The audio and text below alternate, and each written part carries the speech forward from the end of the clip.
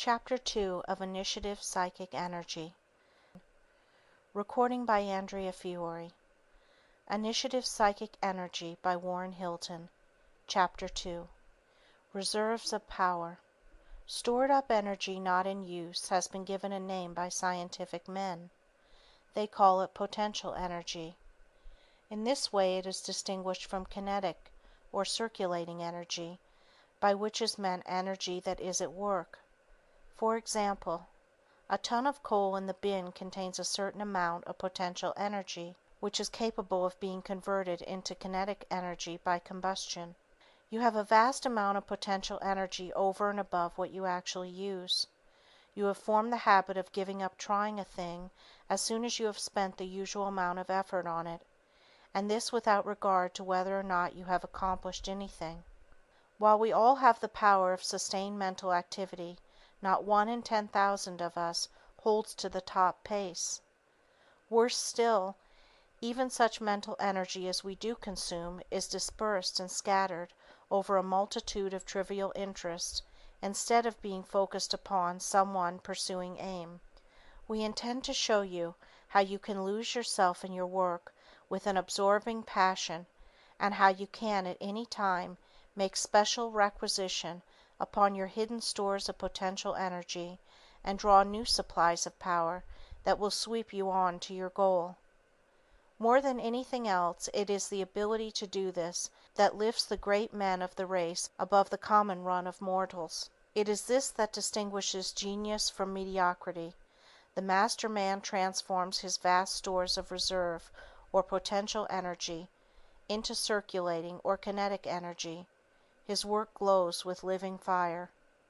Yet for every such man there are a multitude of others, equally gifted in some respect, but wanting that mysterious "open sesame" which would discover their hidden mental riches, arouse them from their accustomed inferiority to their best selves, and transform potentiality into accomplishment. So it comes about that most of us are gems that shine but to illuminate the dark unfathomed caves of ocean, flowers born to blush unseen. Take an illustration of the way in which this reserve or potential energy is transformed into circulating or kinetic energy. Suppose that you are a countryman and come to live in a large city. The speed with which we do things, our habits of quick decision, the whirlwind of activities of the busy man in town, appall you. You cannot see how we live through it. A day in the business district fills you with terror. The tumult and danger make it seem like a permanent earthquake. But settle down to work here, and in a year you will have caught the pulse beat. You will vibrate to the city's rhythm, and if only you make good in your work, you will enjoy the strain and hurry, you will keep pace with the best of us, and you will get more out of yourself in a day in the city than you ever did in a week on the farm. This change in degree of mental activity does not necessarily mean that you are making more of a success of life. Your activities may be ill-directed, your newfound powers may be misspent and dissipated. But you are mentally more alert, your mental forces have been stimulated by the stirring environment. And mark this particularly. A number of mental pictures will pass across the screen of your consciousness today in the same time that one mental image formerly required. Now you have learned that with every idea catalogued in memory, there is wrapped up and stowed away an associated feeling tone, and an associated impulse to some particular muscular action. Assuming this, you must at once see that here is an explanation of your newfound energy. Your quickened step, your newfound decisiveness of action, your more observant eye, your clear-cut speech instead of the former drawling utterance, your livelier manner, your freshened enthusiasm and enjoyment of life, all of these are but manifestations of a quickened intelligence. They are the working out through the motor paths of mental impulses to muscular action. And these impulses to muscular action come thronging into consciousness because the livelier environment brings about a more rapid reproduction of memory pictures. And here comes a particularly striking fact.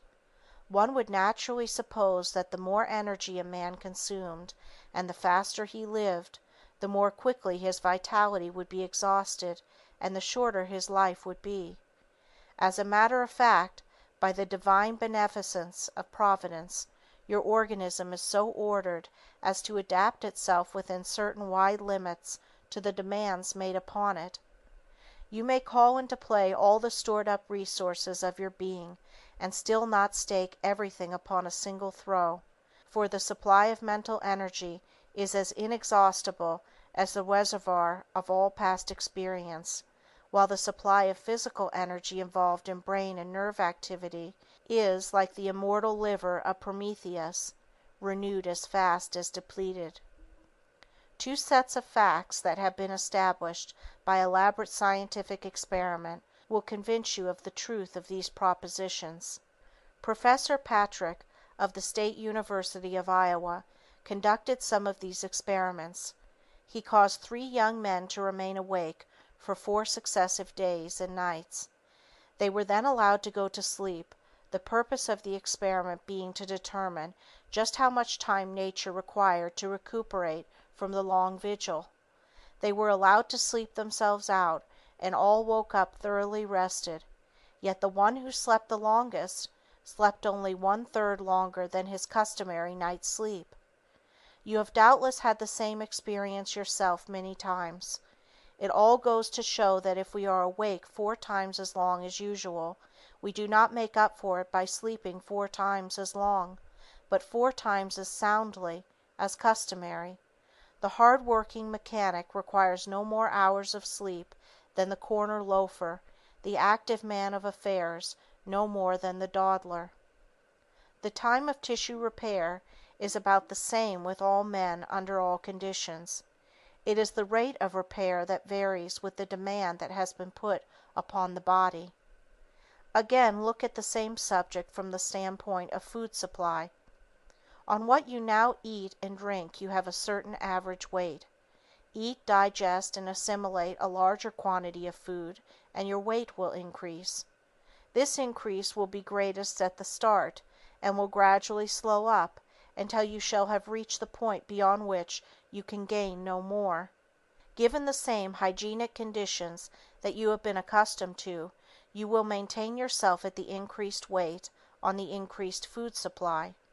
Now all this involves clearly enough a greatly increased rate of activity on the part of bodily organs of assimilation and repair. It is a situation on all fours with that of the countryman whose rate of brain activity has been stimulated by an increased mental demand. No man will maintain that better, more nourishing, and more liberal food rations, transformed into increased bodily tissue, with a consequent greater weight and greater muscle strength, would result in a loss of vitality or the shortening of a man's life.